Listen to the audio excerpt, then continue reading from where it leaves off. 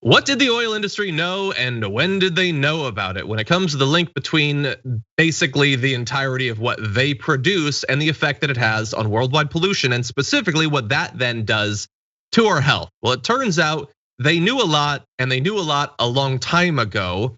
And there have been bits and pieces of this for some time. Old documents that get leaked and all of that.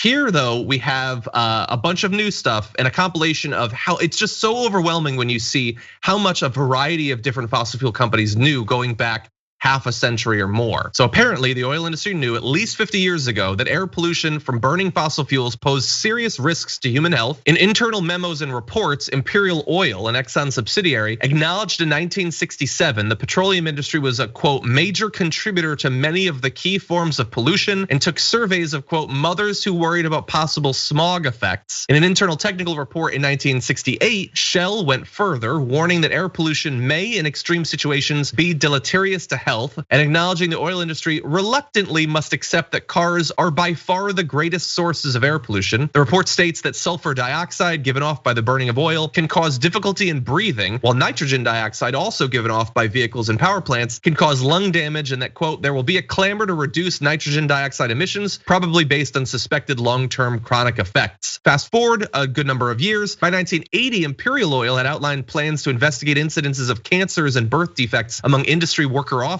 This is our own people. SO experts, meanwhile, raised the possibility for improved particulate control in new vehicle designs to reduce the emissions of harmful pollution. 10 years after that, Exxon had an internal report that said we have become more aware of the potential impacts our operations might have on safety and health. By this point, independent scientists in academia were amassing their own evidence of the influence of air pollution. It took that long. There was, in 1993, there was the Harvard 6 Cities study, which found air pollution was spurring deaths from heart disease and lung cancer, and that caused some pressure for the EPA to actually do something about it. Then a scientist commissioned by the American Petroleum Institute, a US oil and gas industry group, told a congressional hearing in 1997 the link between air pollution and mortality was, quote, weak, before Exxon pushed out its own study claiming, quote, there's no substantive basis for believing PM 2.5, a size of particulate matter, was causing more deaths. So look, there's more, but when finally the bulk of independent research, which was required because of all of that internal research, was hidden for literally decades. Once the independent research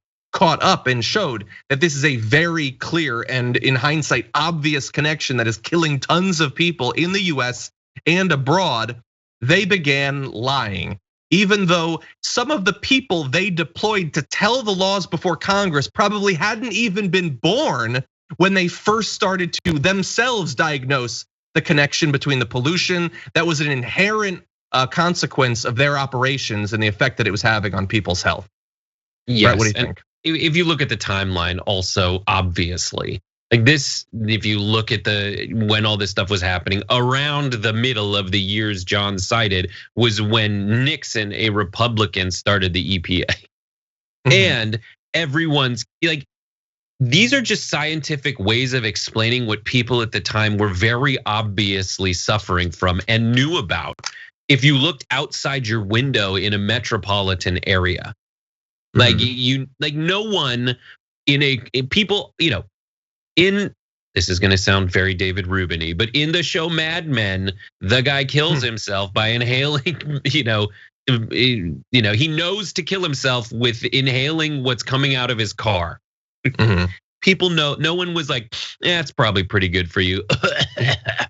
Everyone knew that. So that's one aspect. Coughs are getting out the toxins. So what's the other aspect? These are sometimes the kinds of studies that you need to come out in order to kind of shake people once again and say all of the posturing, the economic posturing from big businesses that try to tie this to jobs is really just tying it to income of wealthy CEOs who want to keep killing people, period.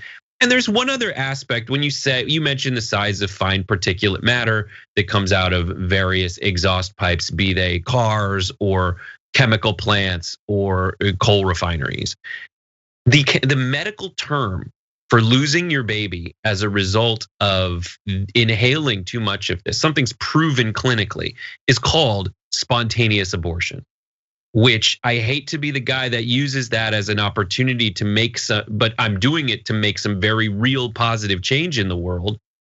I think in a time and place where there's so much dark money going around and there's so many ways to hide where you're coming from.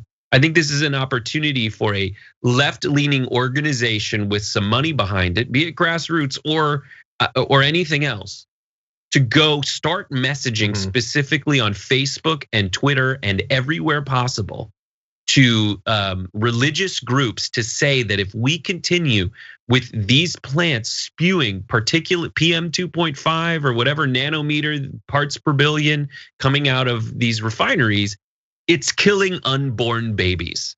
And I think that's a way to find a new coalition to get people to push for real, tangible environmental policies that kind of shift the paradigm to getting more people, a broader coalition of folks to support these kinds of reforms that we're all advocating for, but get called crazies who are, chicken littles about the end of the world on the left. I think it's a good idea. I hope that it would work. Not to have a knee-jerk reaction, but I feel like all of the arguments about abortion that are placed in a wrapper of wanting to protect babies, I think all of that is totally fake, and it is just about the abortion. These people do not seem to, in other areas, care about child mortality and all that. But it's a clever idea. It's certainly something worth. No, you hate it.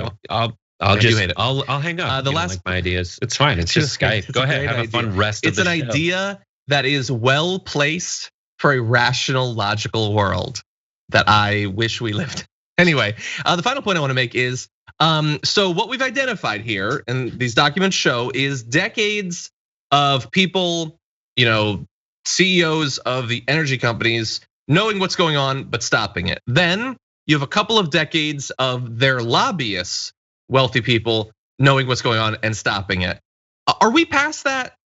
We're not past that, because I want to jump ahead. Last year, in the midst of a historic pandemic of respiratory disease, Trump's EPA decided to not strengthen standards around fine soot particles. A Harvard study found that air pollution was associated with worse outcomes for people with COVID-19. Because remember, when he got in, the EPA was taken over by the exact same people, basically, that had been lobbyists, that had been working at these industries. They had just fully invaded and could now give them whatever they wanted from the inside. So Trump is gone. That's good news. Is the Biden EPA going to strengthen these standards? Are they going to produce more regulations on this sort of pollution, both when plants produce it, when cars produce it? It remains to be seen, but we've already wasted decades and decades, and God only knows how many people have died around the world. It is many, many millions of people have died as a result of this sort of pollution. How many more years are we going to have to wait? That would be my question.